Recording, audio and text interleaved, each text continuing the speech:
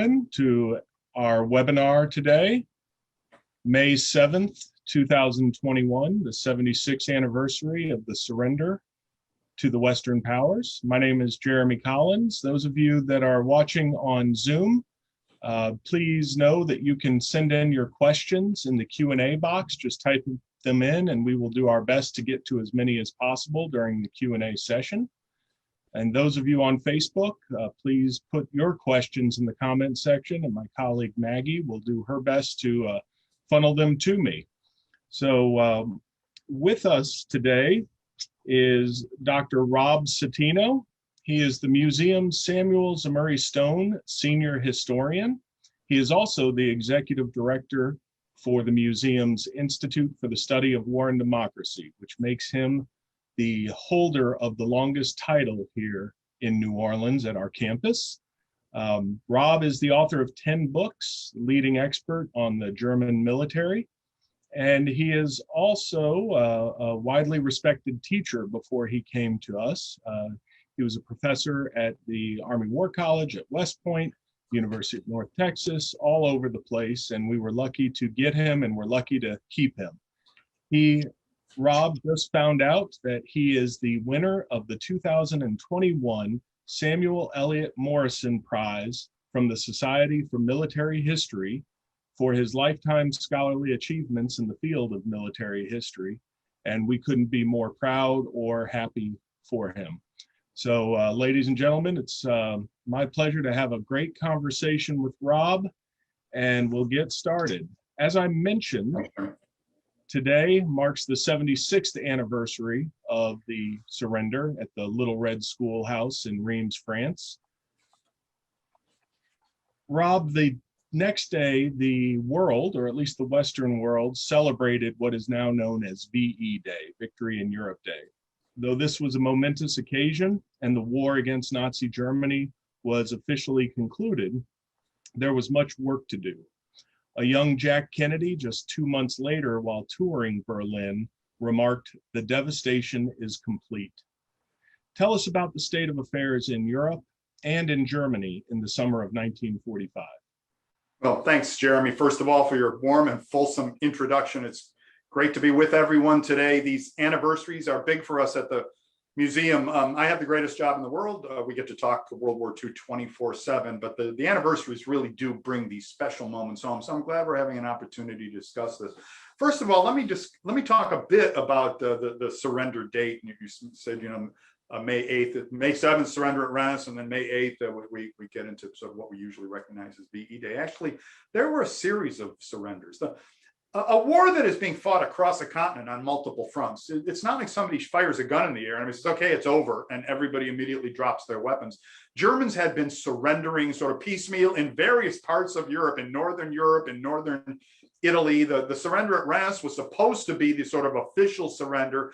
The Soviets then wanted their own. They wanted it made plain to everyone, future generations and future historians, that they had played the biggest role. And so they wanted to orchestrate their own, which took place in Berlin and the next day and kind of signed after midnight. So VE Day can be celebrated and remembered in various places and various ways. I guess to talk about Europe in immediate wake of the surrender and then into 1946, wars rarely end with what happened in Europe. And what happened in Europe was the complete physical destruction of the principal combatant, Hitler's Germany. I study war for a living, and I'm here to tell you that in the vast majority of wars that have been fought in the past, somebody sues for peace at some point, when it appears that they've been defeated, when it appears that they can no longer reach their political objectives. And thus, you send out teams of negotiators, maybe to a neutral country like Switzerland, let's say, and you broker a peace. But Hitler's crimes, his behavior and then his crimes were so far beyond the pale of accepted diplomatic and political behavior that there was just no one who would treat with him, no one who would negotiate with him. And he realized that, and he used that as a kind of driving whip to keep the Wehrmacht in the field till the end. He had the support of the common man in the field. And he had the support of most of the generals as well. And so they fought this war until quite literally Germany and Europe itself had been devastated, and I don't think destroyed is too strong of a term. So the Europe that followed VE Day, the Europe of 1956 is kind of an empty shell, or maybe a corpse. 6 years of high intensity combined arms warfare from one corner to the other. Tens of millions of Europeans were dead. Millions more were living with wounds, physical or mental, that would not heal. This war, unlike past wars, had obliterated entire cities, some from air attack, but some from old style ground combat. You don't want to be in the way of the US Army in 1944, 1945. It's just, it has firepower on a level that has simply never been seen before. So you have a kind of a trash heap of rubbled factories and shops, homes and churches. To talk about what the Germans were doing, what Germany was like, there's always the metaphor, the picture of the Trümmerfrauen, which is quite literally the rubble women. Patton made them famous in his memoir, War as I Knew It, in which his army is passing through some destroyed German city, and he sees German women of various ages, and they're stacking the rubble into neat little pieces on the ground, neat little piles. And Patton said, the equivalent, I'm paraphrasing, he said something like, we knew from that point the Germans would be back. But, that simplifies the procedure. Our cities were without basic amenities. They were without running water. They were without power. They were without heat. Agriculture from one corner of the continent to the other had just come to a screeching halt, and so had industrial production. I mean, you don't go to work in the conditions of mid-spring 1945. If you're a German worker, you've probably been under bombing all night. Maybe the factory's been obliterated, and even if you're okay and your factory's okay, there's the rubble between you and the factory. So, take, for example, take the Netherlands. The country had been occupied by the Germans in 1940. The shape of the fighting in 44, 45 meant that the Allies really didn't punch into the Netherlands until well into 1945. And that left the Dutch to experience this horrible hunger winter, as they call it, the winter of hunger, the famine winter of 44, 45. And I challenge any of our listeners out there, or challenge myself to live on 400, as an adult, live on 400 calories per day, because that's what most of the Dutch were eating at the time. I'll just say, to focus in on Germany at the very end of these brief comments, what were the Allies going to do with Germany? Millions of concentration camp prisoners all over the country. Many were already on the verge of starvation or sick with typhus or typhoid or cholera. What to do with the millions of suddenly freed slave laborers who were kind of wandering the countryside, hundreds of miles of home, refugees fighting, fleeing the fighting in East and West. So we have this new, if there's a set of initials that to me sums up 1946 in Europe, it's DP, displaced persons. Obvious solution, let's send them home. But what if you don't have a home? What if your home's been destroyed? What if political conditions in your homeland mean it's no longer safe for you to go home? And here you have, I think, the United Nations, this brand new organization coming to the fore. And it's really the hero of the age, the UNRRA, the United Nations Relief and Rehabilitation Administration.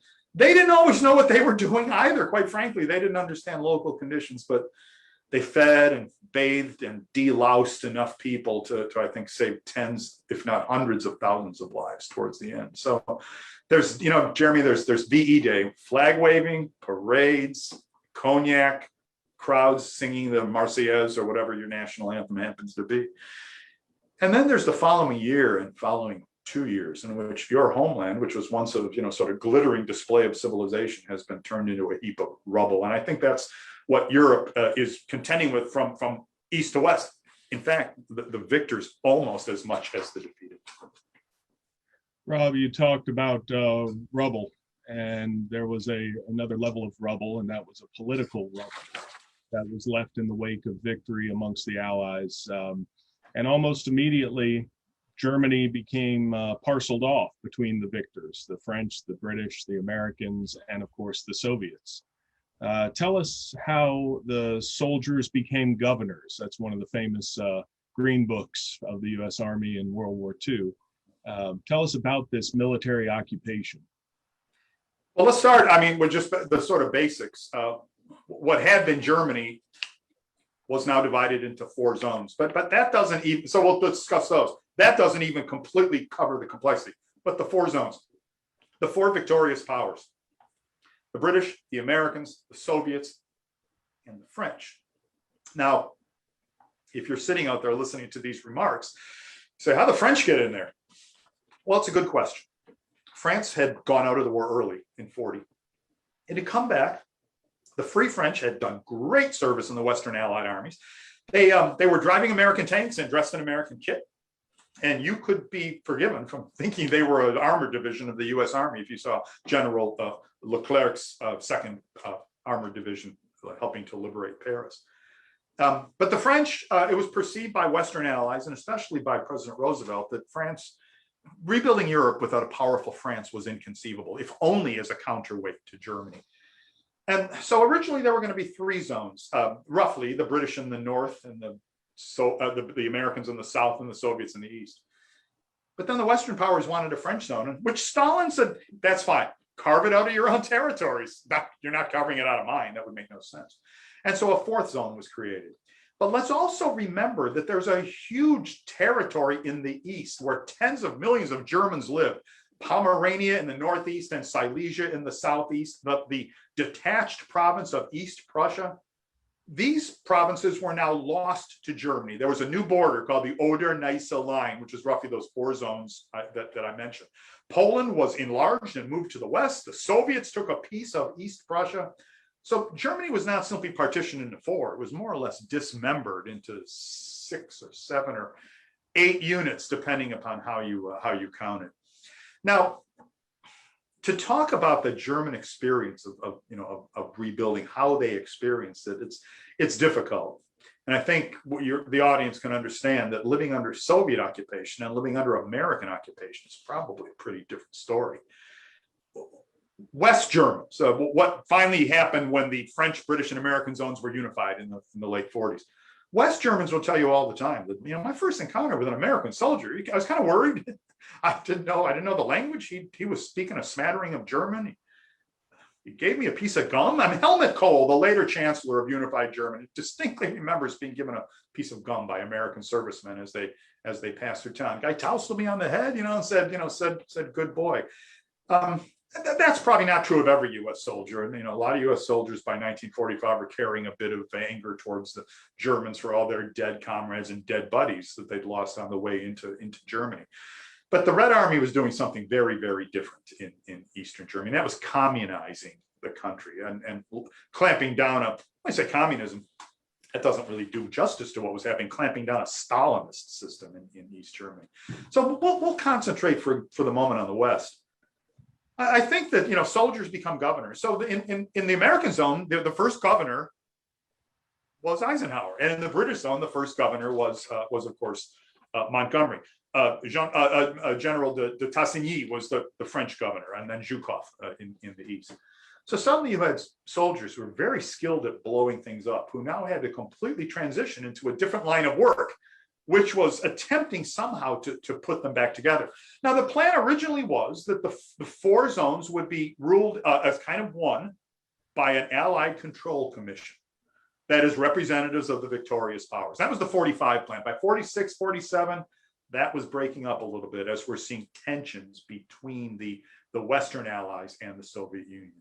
Oh, the issues were pretty basic ones. How many reparations Germany should pay, and that was largely going to be to the Eastern Zone and from the Eastern Zone and the other zones to the Soviet Union.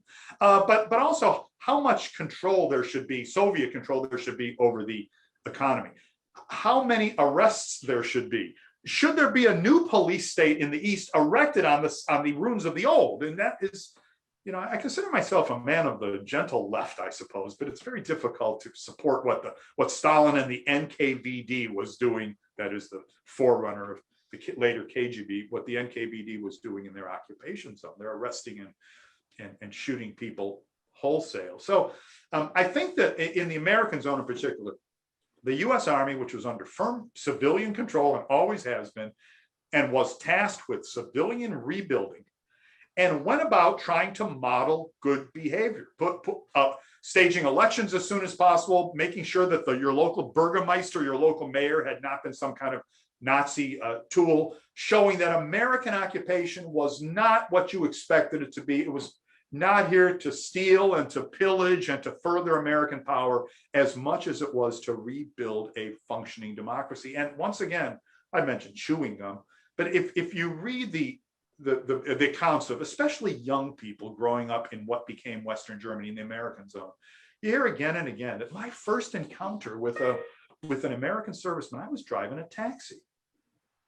And he got in the back and it was like this creature from Mars. He was fast talking. He was chomping his gum. There's gum again. He was real tall and burly in a way that most of us weren't, because we hadn't really been eating decent meals for the last 2 or 3 years. And he just talked a mile a minute about how interesting he found Germany, how happy he was to be here, how happy he was that the war was over. We're all going to be friends now. That cab driver, said, I remember that conversation like it was yesterday. It was a look into not only my own future, but the future of Germany, not as an outcast, not as a pariah, but as a member of the, shall we say, the family of nations, once again in good standing. And, given what Germany had done, and collectively, given what many Germans had supported, not all, but many, given what had been done in the country's name, there's an open question as to whether this country, this defeated land, would ever reestablish itself as a respected and civilized country. But I think you can say that the occupation, and I'm downplaying the British, I think they deserve the same sort of role. Britain has a well-developed civil society, so does France, so do the Americans. So I'm speaking of the Western zones here, but I think they did knit together a common purpose of rebuilding a democracy, a country with civil rights, with respect for the individual. And again, that is no small accomplishment. And so it's never been a surprise to me that those 3 zones in the West, Britain, France, and America, would first become a kind of unified customs zone, sometimes known as Trizonia, the 3 zones together, but would eventually become the Federal Republic of Germany, a land built on those 3 occupation zones, common democratic principles. So a shout out to Eisenhower and Montgomery and Tassigny, these guys who were called upon to shift their focus very late in their careers. Nobody blew things up like the Western Alliance, and then nobody put them back together either. And that's I think the real achievement of 46 and 47. Rob, 2 things you touched on. One is just a comment from myself that you can comment on. The idea that France is rebuilding itself and it's also put in charge of part of Germany to have to rebuild. I think that'd be an interesting dissertation if it's not already out there, to see Probably out there similarities, lessons learned in France that were utilized in Germany. But you touched on denazification. Can you talk just a little bit about the political acrimony that came from that, or was it universally accepted in the West that this must be done? From time to time, there'd be an impolitic comment on the part of some Western leader like George Patton. That we need these guys, that we can't, we need these guys. You can't arrest everybody who has any skills in the country. And then that would invariably blow up in the newspapers back home before Patton's death. But there were other leaders, other military commanders as well. The Soviets took a kind of take no prisoners attitude, but they were more than willing to use the former security apparatus. Let us remember that. East Germany would become a police state in which, I'm only slightly exaggerating, practically every citizen spied on every other citizen. And that's being built very early on in the war. And so I think the Soviets were willing to cooperate with the former security apparatus. Americans and the British and the French wanted to denazify their zones as well. They were interested in scientific knowledge as well. I'd only mention Wernher von Braun, for example, of one of the fathers of the American space program. So look, you conquered Germany, and we'll get to it later. You put the leaders on trial. And then how far down do you go? Clearly, if individuals could be accused plausibly with evidence and testimony of murder or of wholesale arrests, then you had some grounds on which to move. But what you would really have required, Jeremy, is and I'll go beyond 46, 47. You would have required a kind of large-scale purge of professors and civil servants and teachers and the local sanitary commission and whoever else it had been. Because who had they been working for from 1933 to 1945? They've been working in some sense for the government, and that meant working for Adolf Hitler and the National Socialist Party.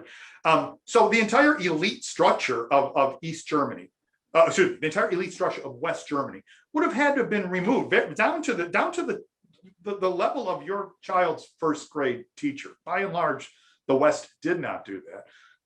Carrying out a purge is, to Stalin, that's called Tuesday. If anybody has practice at carrying out purges, and I think you saw purges carried out in the East. I think ideological purges is the best way to put it.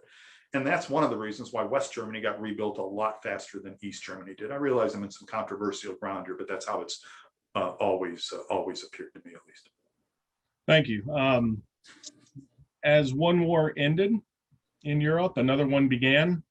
The division of Germany and Europe, for the most part, created a clear separation between the USSR and the Western Allies, who would work together to defeat a common enemy in the Nazis. Tell us about the Cold War, the onset of the Cold War. Was this inevitable? Was it tangible for those on the ground? Did they sense that these two new superpowers of West versus Soviet was happening? Or was this a bigger, more geopolitical discussion taking place in Politburo meetings or in cabinet meetings? I love questions where it's either or, and the answer is yes. I mean, it's happening in both places. So soldiers who one day were told to cooperate with the Russians are now standing guard on the border of your zone against them. It quite literally happened overnight, and it could be very bewildering. There was all sorts of talk about giving free schooling and vocational training to these demobilized forces while they were still in Germany and waiting to go home.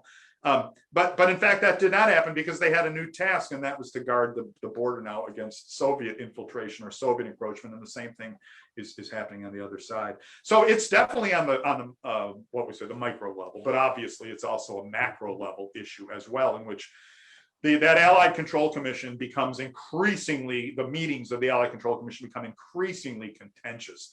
As it's clear that we've entered a new phase of our relationship. There's a new US president, President Truman, who was not quite as interested in, shall we say, playing ball with Stalin, with Uncle Joe, as Franklin Roosevelt was. And I'll let our audience judge whether that was a wise or an unwise policy. I think most of us who look back on it see what happened under Truman to be kind of a necessary corrective. It was no longer war, it was peace. It's a different phase of the relationship that was going to have to change. But Truman was not above giving Molotov, the Soviet foreign minister, some strong talk. Live up to your promises. You got to live up to your promises. Molotov said, nobody ever talks to me that way. And Truman said, live up to your promises and I'll stop talking to you that way. Practically throws him out of the office. This is before the war is fully over. This is very early on in the Truman presidency. So there's a new sheriff in town, and obviously there'll be a new regimen there, but it's also, known from top to bottom. So we talked a bit about the occupation zones. And I said, it's really a complex issue and more complex than just four. And there's one more to talk about, and that's the city of Berlin. If you want a place that was the epicenter of the Cold War, the city of Berlin, this great megalopolis of 3 million or so people, at least that was the population before World War II, the largest city in Europe, is occupied by the Allies. It too was broken up into 4 occupation zones: French, American, British, and Soviet. But it sits in the middle of the big Soviet occupation zone, which would become eventually East Germany, but was now simply the Soviet occupation zone. So very early on, arrangements had to be made for how American troops could be recycled in and out of Berlin, French, British as well. They would literally have to traverse Soviet-occupied territory. Now, I think everyone in the audience knows where this is eventually going to go. It's going to end in a wall that would be built across Berlin to separate the Soviet zone from the 3 Western zones, and a wall that, using the passive voice, which is always a mistake, a wall that the Soviets will build, the East Germans and the Soviets will build, not the West. So quite literally, if you lived in Berlin, you could no longer easily cross the street if you lived in a certain district, right, where the trans zone border happened to run, and that will eventually be turned into a wall. So when you say, was it on the micro level? I'm saying, well, yeah, Truman knew it. Churchill knew it, right? Churchill says there was an iron curtain falling down on the continent in 1946. In April of 1946, Stalin clearly knows it. He's already looking to how this occupation zone of his, the big one, will be ruled full time. There's not enough communists there.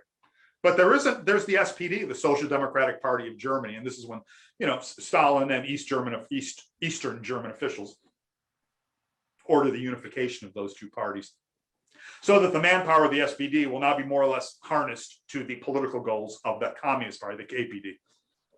And they name it the Socialist Unity Party. It's great, SED in German.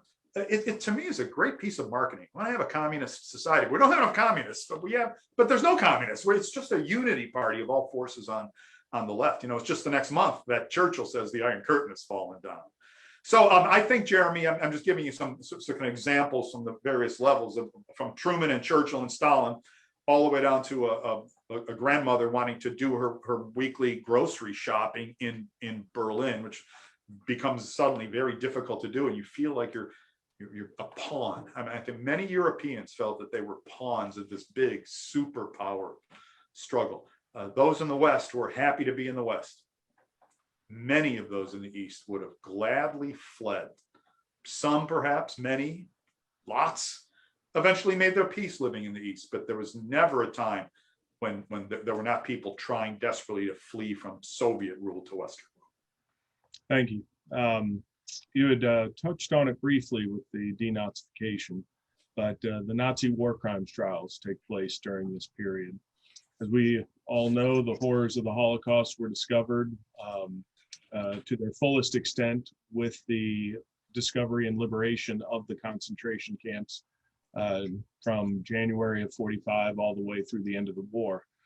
Was the decision to seek, hunt down, and prosecute those leaders of the Nazi regime and those others who were responsible for the industrialized mass murder, was that a moral decision or a political decision? And I think I know your answer with an either or question. Yes. I mean, that's why these questions always help us bring these big issues into focus. I mean, there were those on the side of the West, leaders who said, you know what we should just do? Line up, find the 10 biggest Germans, line them up against the wall and shoot them. It'll be quick. It'll be painless for our side. It will show the Germans there's, again, I'll use the phrase, there's a new sheriff, there's a new regime in town, and we're no longer going to tolerate Nazis in our ranks. From that was, at times Churchill thought there should just be some summary trials, do it quickly, get it over with. In the old style, when you conquer the country, you get rid of the rulers. But on the American side, there were many, especially within the legal community, because America has a deep standing tradition of due process. There were many in America who said, no, well, it's fine to shoot Nazis. And frankly, I agree with that. There's several I would have gladly lined up against the wall and shot if I had the legal authority to do so. There are many in the West who said due process is important. It's what sets the West apart. It's easy to say you're a democracy. We're a democracy, or we're a republic. It's easy to make big statements about your system of law and government and jurisprudence. But what really separates America from a dictatorship is due process. There's something called habeas corpus. If you get arrested, you have to be charged with a crime within a certain period of time, within a certain term, or else you have to be let go. If you don't have that, then you can be arrested at any time and stuck in a dungeon somewhere in the style of a medieval Holy Roman Emperor and rot there without ever talking to anyone and without ever even being told why you're there. So due process was important, and that view eventually prevailed. I think within the British Anglo-American alliance, American views tended to prevail by the end of the war because America was clearly the most powerful country. The Soviets. The Soviets have been holding trials for 20 years. Due process was not a major part of those trials, often referred to as show trials, but they were interested for their own reasons as well. So, it's 1946, to come back to our theme. It's October of 1946 to November of 1945. Just about, November 45 to October 46. Excuse me, got backwards there. But it's just about a solid year. Sir Norman Burkett, one of the British judges, called it famously the greatest trial in history, which is something to hear from one of the judges. But I think of the American prosecutor there, and it's Robert Jackson, and his opening statement, which became justifiably famous. And he put it this way. I'm going to read if no one minds. I do have this committed to memory, but I want to make sure I don't even miss a preposition. That 4 great nations, he said, flushed with victory and stung with injury, stay the hand of vengeance and voluntarily submit their captive enemies to the judgment of the law, is one of the most significant tributes that power has ever paid to reason. this statement says so much, and it has to be, when a statement is so rich, you want to unpack it, find out every little detail. I won't do that because that would take us to 2:30 in the afternoon. But I will say this, that I think the crucial point there is the Allies were not seeking vengeance, at least not from the Western perspective. They're not seeking vengeance. They were seeking the judgment of law, which is our biggest protector as Americans against government encroachment. And it's the biggest common law in the British traditions. A man's home is his castle. So says the Magna Carta. The king just can't break in for any reason unless he's got a good reason to do so. And he usually has to, present some kind of written statement that he does. So due process, protection under the law, common law protections. This is what the Western allies were seeking. I just think it's a noble statement. And frankly, I think it was a noble cause. If people come up and talk to me all the time and say, no, I work in the museum. And one of the things I often discuss, what do you think about the Nuremberg trials? And a lot of Americans today say Victor's justice. Situation had gone the other way, they'd have put Truman on trial, for dropping the atom bomb, for example. And that may be true. Who knows? But the situation did not go the other way, and we could only act as the protectors and guarantors of the civil society, the democratic protections that under which we live, and that's the new Germany we wish to create. And so, props to Justice Jackson. It's one of the immortal statements, and I'll urge anyone out there online to look up the opening statement of Robert Jackson at the IMT, the International Military Tribunal, and to hear him say that. There's some audio, which is not the crispest of audio. I've never really heard what I consider a great audio recording, but see if you can find one. It's really he was one of the great Americans, or at least an American rising to the great occasion in late 1945. Rob, a side question on that. The legacy of Nuremberg, this time in 1946, the Japanese were going through the same principle of a war tribunal that the Western allies, that the Allies were putting Japanese war criminals on trial for. Is the legacy still today? Is it, when does it stop? Is it a one-time affair? Good question. First of all, there were many trials. I mentioned the International Military Tribunal put the Big 24 on trial. It's the first one and still the most famous, the IMT at Nuremberg.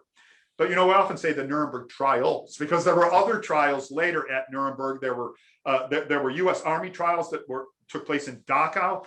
So the first IMT at Nuremberg was 24 high-ranking Nazis, but those Dachau trials put over 2,000, shall we say, lower ranking, less important Nazis on trial. But less important Nazis could be a commandant at a concentration camp, and believe me, he had blood on his hands to a horrific degree.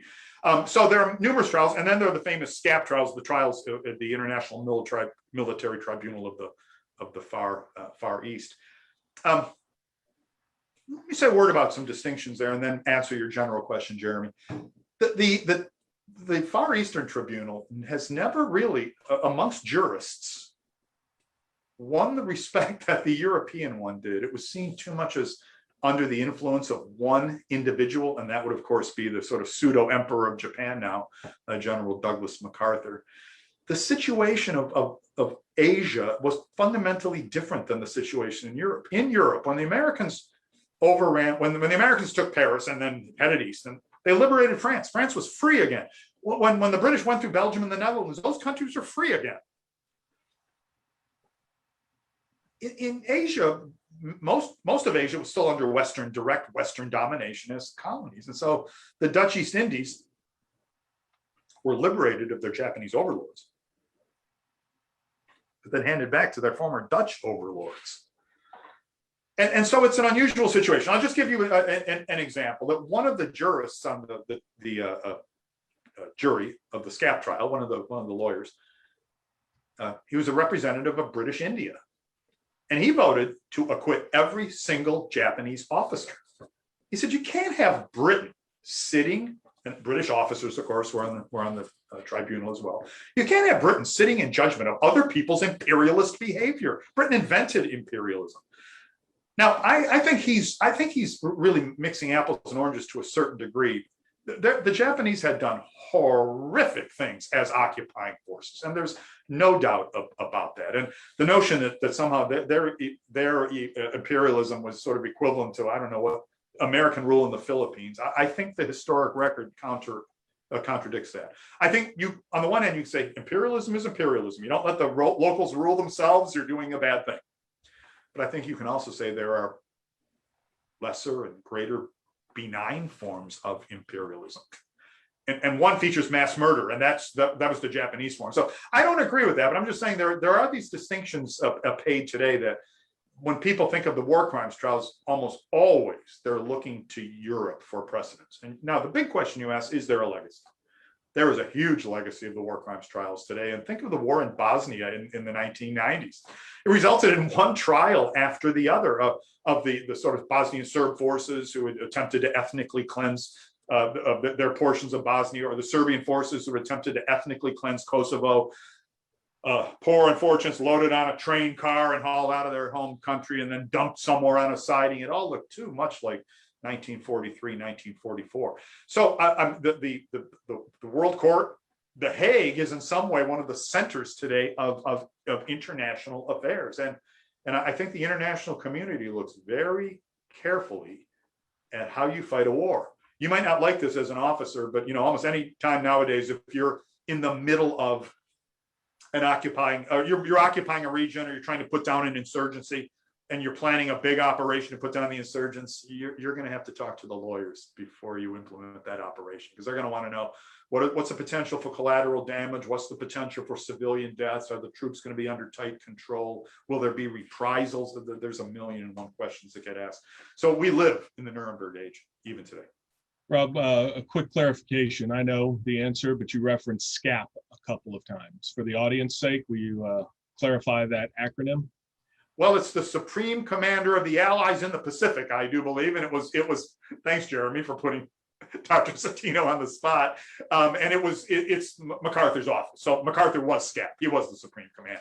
And so when you say the SCAP trials, that is different than the Nuremberg trials, which were not overseen by General Eisenhower, which would be the equivalent. And so, again, I think there's arguments to be made both ways, but I know that even amongst the Americans I talk to, there's a wide difference of opinion between the Pacific and the European trials. And it goes to your point that that really was clouded by MacArthur's involvement. It was named after him. So whereas Yes. Nuremberg trials were disassociated with any Allied personnel. Rob, we've talked about the victors. We've talked about the perpetrators. You discussed displaced persons briefly in your opening answer, but the discovery of the camps not only found the thousands, tens of thousands, hundreds of thousands that were killed and yet to be cremated. There were still tens of thousands who were liberated. Tell us a little bit about how the Allies and the Soviets, the Western Allies and the Soviets, how did they treat these tens of thousands of people who had been held in these terrible camps? And what was put in place? You mentioned UNRWA to take care of these victims, and where did they end up?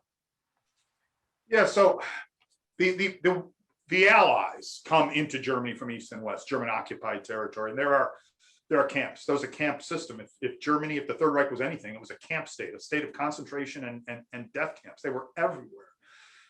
If you were fortunate enough not to be in one of them, you were almost certainly, and you were a captured enemy prisoner of war, you were almost certainly laboring as a slave laborer somewhere in the bowels of a aircraft factory near Dora Mittelbau, near the camp of Mauthausen.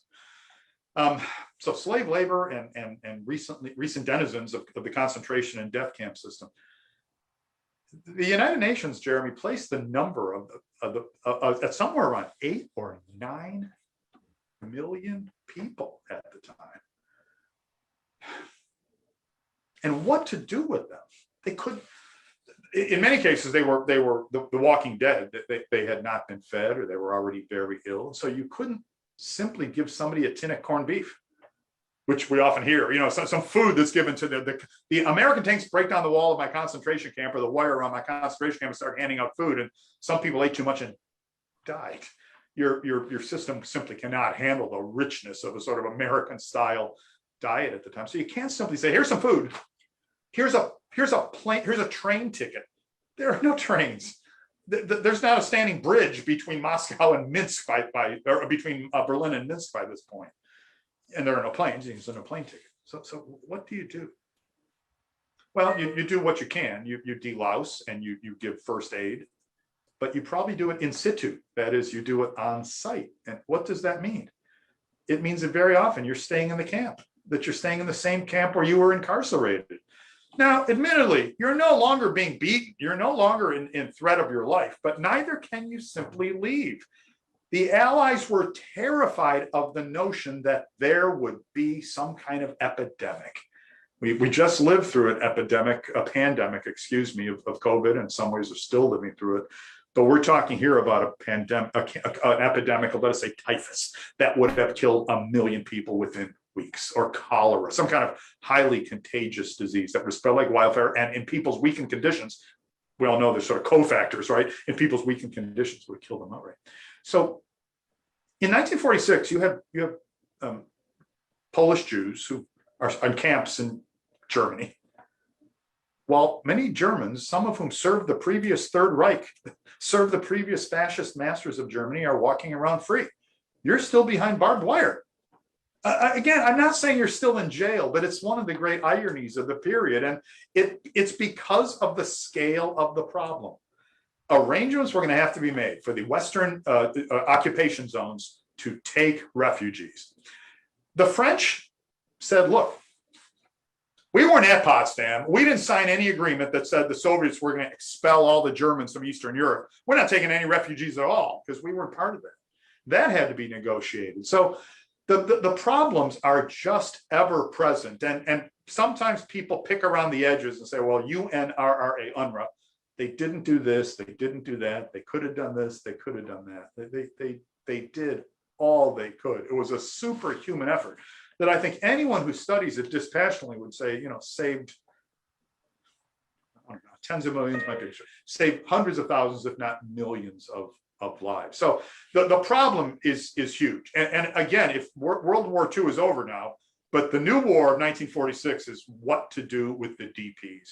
I mentioned earlier too, the political side. So if you're Polish, but somehow you fell afoul of the communists, you can't go home to Poland because it's now under Soviet domination. Maybe you don't want to go home to Poland for that very reason. But let's say you can't.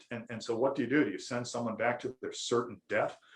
There's a small people who lived along the delta of the Volga River. So we're talking about far, far to the east on the great steppe, the great flat plain on the Volga. And they're known as the Kalmyks. They're unusual people. They're a sort of Mongolian descent, related to Genghis Khan and the original Mongol invaders. They were Buddhists.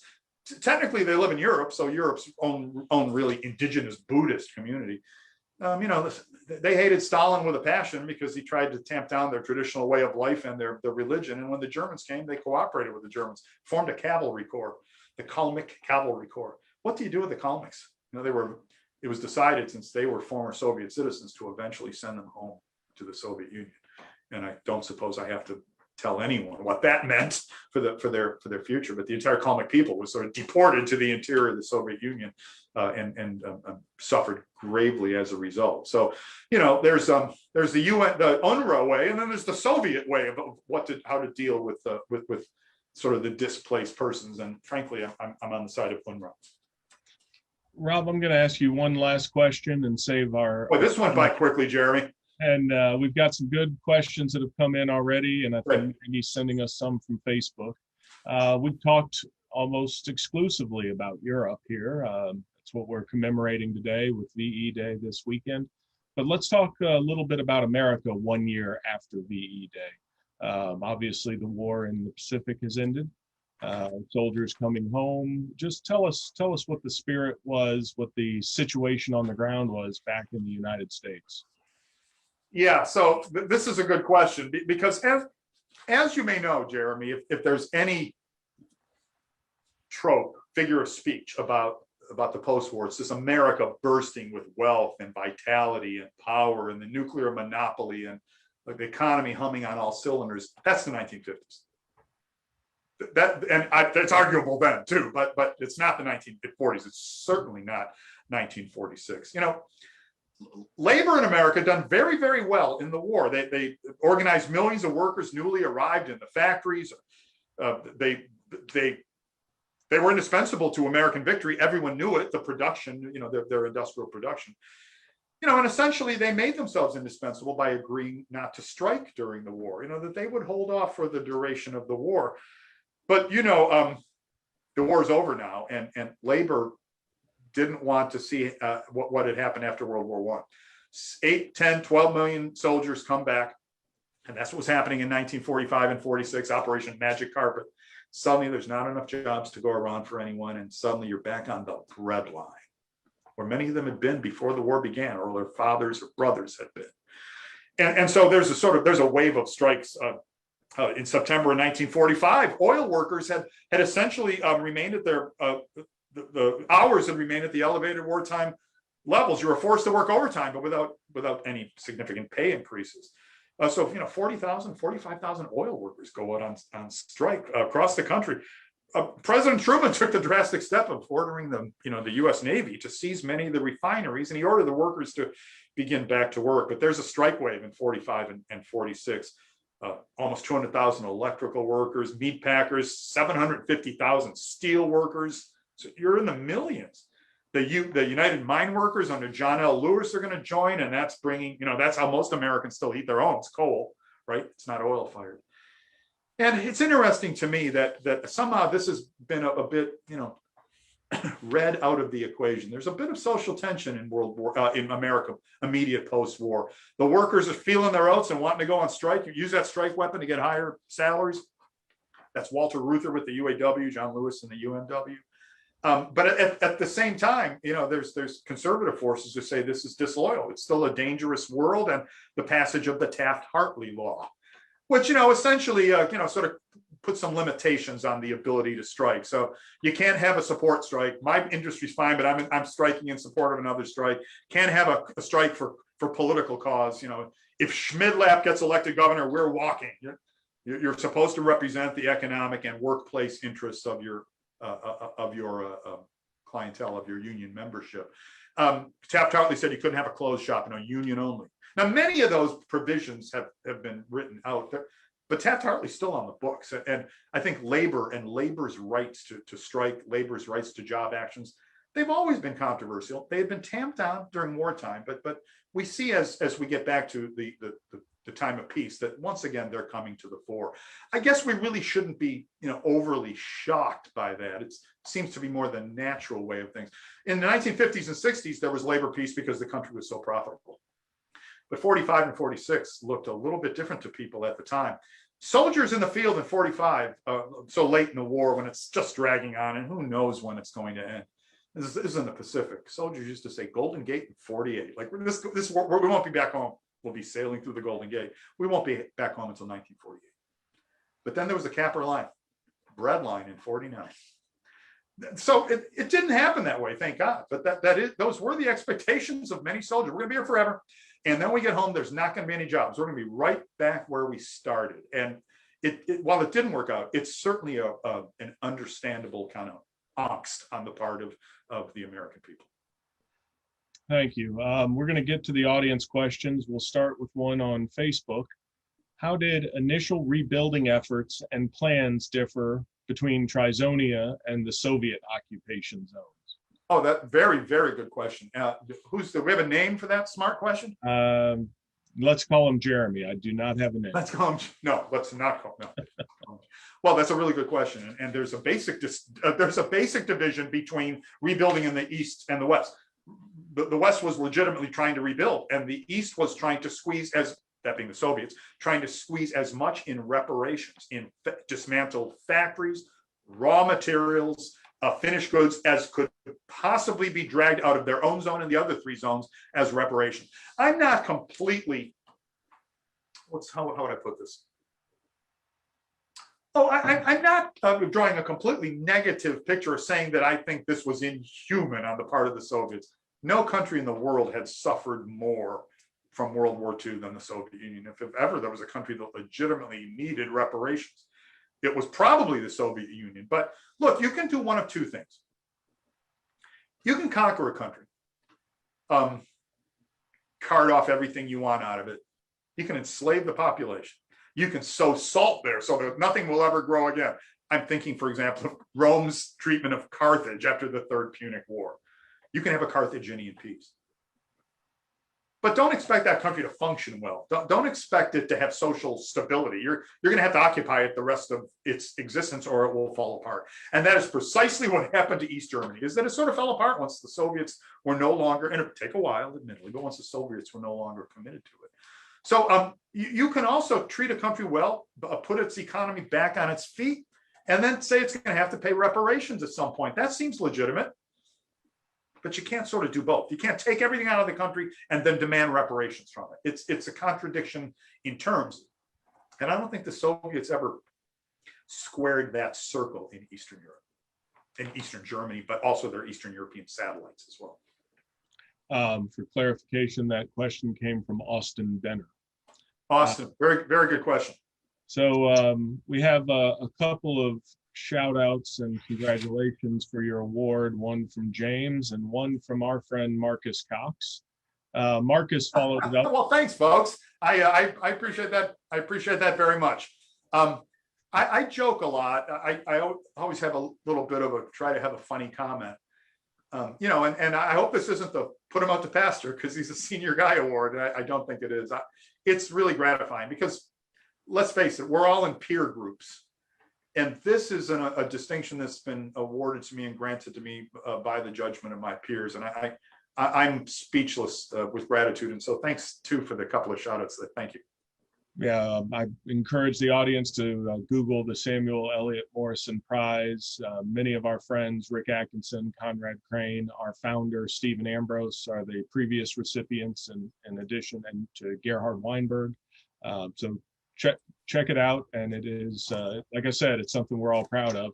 Rob, Marcus wanted to know, was the American approach to the war crimes trials a part of winning the hearts and minds of Europe at the beginning of Cold War? Was it a strategic approach knowing that the world was watching? Wow, that Marcus always brings it. That's a great question. No, I think it was both. I think that American policymakers, the wise ones, and we've been blessed as a people to always have some wise policymakers in Washington. I think the American policymakers knew that American power was not simply based on guns and boots on the ground, as we like to say, and air power, as important as all those things are, but that there's a kind of soft power as well, and that America was powerful in many ways because of its soft power, by which I mean its lure, Marcus. You know, the fact that there have always been millions of people who would like to come to the United States and live here. I'm, you know, of Italian ethnicity, and that describes both my father's parents, and on my mother's side, I'm Slovak, and it describes them as well. So we have a form of soft power. You've labeled it hearts and minds. That's, you know, from a little later in the game, that's the term that would be used in Vietnam. But let me just say that any foreign policy, and Nuremberg, the decision to stage the Nuremberg trials was a branch of American foreign policy. Any foreign policy that doesn't take into account soft power, that doesn't take into account its impact on public opinion, both at home and abroad. So hearts and minds, if you will, any policy that doesn't do that is doomed to failure. You know, Clausewitz, the great German analyst of war, he put it in a very interesting way. He said war is a triad, a trinity. On the one hand, there's passion, and, you know, and violence, and then there's this. That's kind of our id, right? And then there's the policy and the wisdom and rationality of policy. And then there's, you know, you put the armies together, and a lot of things can happen, and there's chance. He also said, you know, that war is the continuation of policy by other means. I think in 1946, 47. Our policy was kind of the continuation of war against the Nazis. We had beaten them badly. You know, nobody should be unhappy about the way the war turned out, but we wanted to make sure that this scourge never came back again. And so I think that you can say it's both. It's strategic, that we want to make sure that, the Nazis never come back, because we don't want World War III. But we also want to hold these trials to show that at least in the West, that America and Britain and the French have the interests of democracy and the interests of the German people at heart. So once again, I'll answer that very good either or with a yes. I think there's elements of both. Rob, you mentioned your Italian heritage.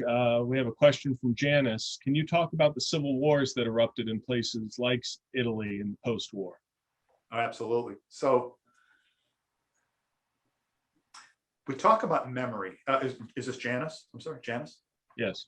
Janice, we talk about memory, how we remember things. It's not just like I remember my 4th birthday. It's how we as a society choose to remember and to memorialize, and what kind of statues we put up, and what kind of days off do we have. And so to me, I'm talking about public memory here. Public memory in Italy is a minefield. So Mussolini was the fascist dictator. He got Italy embroiled in this war that the vast majority of Italians wanted nothing to do with, and for which Italy was hopelessly unready. When Sicily was invaded, he was overthrown, but not by a popular uprising of the Italian people. He was overthrown by a coup within the fascist party supported by the king. So there were still fascists running Italy. And then the chief of staff of the Italian army, Marshal Badoglio, he began negotiating with the West to take Italy out of the war altogether. Italy's still in the war after Mussolini.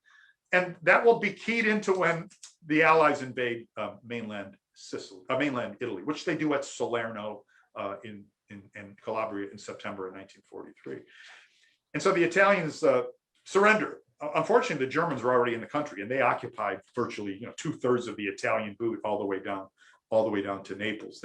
They round up hundreds of thousands of disarmed Italian soldiers and ship them off to labor camps in Germany. What happens at the end is you have Italy being fought over, the Western Allies and the Germans, plus Italians on both sides. You have Italians who are still loyal to the previous regime of Mussolini. You have Italians who are still loyal to the post-Mussolini Badoglio regime. You have Italians who don't know what to do because the king is kind of taken off and isn't really giving any directions one way or the other. And on the other side, you have partisans, anti-fascist partisans and regular military units fighting on the side of the Allies. So within a given Italian village, you could have Germans on one side, Americans on the other, partisans duking it out on both sides. And it was very difficult, almost impossible to tell the players without a scorecard, in the sort of metaphor we use. Mussolini will be ruling over a sort of rump Italian state in the north, sometimes the Italian Social Republic, sometimes the Republic of Salo being the little town where his headquarters were. He's kind of a shell of his former self. But I'm here to say one thing about this sort of civil war in Italy, which could be taken at the front line and also behind the lines. Civil wars are always the worst in terms of cruelty, in terms of atrocity, and in terms of wounds that will never really heal. So you can travel from the tip of the toe of the Italian boot all the way up to the knee, or whatever you call the top of Italy. It's shaped like a boot. You can travel from north to south in Italy, and you can travel for hundreds and hundreds and hundreds of miles and try to find memorials, try to find statues that remember Mussolini, that remember his overthrow, that remember World War II in Italy, that remember the victims of this horrible civil war that took place. And it's very, very difficult to find them. So we talk about memory, American memory of the war. We're here at the museum, we do it. There's a National World War II Memorial in Washington. Virtually every city has a Sherman tank. Every town in America has a Sherman tank, right? We remember World War II. We think it was one of our finest hours, as Churchill might say about Britain. But there are countries which I think have made a kind of conscious or unconscious decision to forget it. And I think Italy is one of those countries. And you say, well, you should never forget your past. And that's true, but it's very difficult for Italians. Italians don't see the point in, by and large, reveling in that very difficult pastime. Rob, you finished where I wanted to finish, and that is on memory. The war is 75 years in our rear view mirror, and let's go back to where we started with Germany. The war ends against Nazi Germany. What did the end of the war mean? And more importantly, how do the Germans, if there can be a collective answer, how do the Germans remember the war today? Yeah, it's a good question. You can start with the various occupation zones, and that's a separate question. I think we've talked about that enough, but I'm really talking here about memory in the West. You know, we've all done things we're ashamed of, and then you multiply that by 80 million, and you have Germany's situation, of course, at the end of the war. You know, Germany always prided itself on being a land of Dichter und Denker, you know, poets and thinkers, and now it was Richter und Henker, judges and hangmen, as Bertolt Brecht famously said, the communist German playwright. It's never going to be easy to live down Hitler, Jeremy, right? That maybe impossible to live down Hitler. So, you know, there were all these typical human ways of sort of denial at first. Silence. We don't want to talk about it. I personally didn't do anything wrong. It wasn't me. Hitler made me do it. I tried to disagree with Hitler, but his piercing blue eyes hypnotized me. You read this again and again in the memoirs of his officers. You know, there was public recognition that something had gone badly wrong. When West Germany would be reformed, there was a new constitution that guaranteed all those rights that Hitler had robbed the German people of. West Germany signed a reparations agreement with Israel in September of 1952, so a little bit farther away. West Germany didn't have, you know, money to sign reparations agreements with anyone in 1946. But it's given the Jewish state a sum of 3 billion marks or so over the next 14 years, and then another 450 million to the World Jewish Congress. So, you know, when it came to the Holocaust, still, there just wasn't a lot of discussion of it. And as I mentioned earlier, you need a kind of purge. You'd have to sort of, you know, get rid of every person of authority, every writer, every scholar, every professor. I'm thinking of my line of work, but every civil servant in the country. And that was going to be difficult to do. Many of our viewers have read Paul Carroll's Invasion, They're Coming. It's a great story of how the German Wehrmacht attempted to defend Western Europe against the Allied D-Day invasion. Paul Carroll. What many Americans didn't do, I scarfed that book up as a little kid. What I didn't know at the time, the author's name was Karl Paul Schmidt. He had worked in Ribbentrop's Foreign Office as a propagandist. He had been the one to write the big press release justifying the arrest of all the Budapest Jews in 1944, the last big Jewish community anywhere. So, Jeremy, that's a webinar for another day, because it's going to take another generation to ask their parents and grandparents, you know, Opa, what did you do in the war? In America, it's a beautiful thing. You ask your grandpa, and he rebels. He wants to tell you he's proud of his service. You're on his knee. But in Germany, it's not a question you want to ask unless you're prepared for a very difficult answer. Well, and Rob, if I may, we have a wonderful program coming up in September 9th, 10th, and 11th that will cover this and many other subjects. It's our Memory Wars Conference, World War II at 75 and beyond. It'll be here on campus in New Orleans. We'll be bringing about 40 scholars from around the world to look at different national narratives and collective national memories. We heard Rob talk about American memory, German and Italian. We'll be looking at Asian countries, the UK.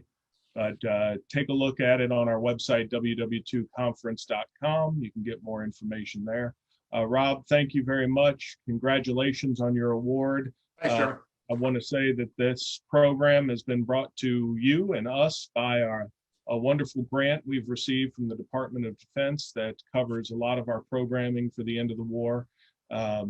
Articles that you may have been reading on our website. So take a look at the website for all the rich content we've been putting up, and also look at our calendar for upcoming events, and stay tuned to the emails that we send out.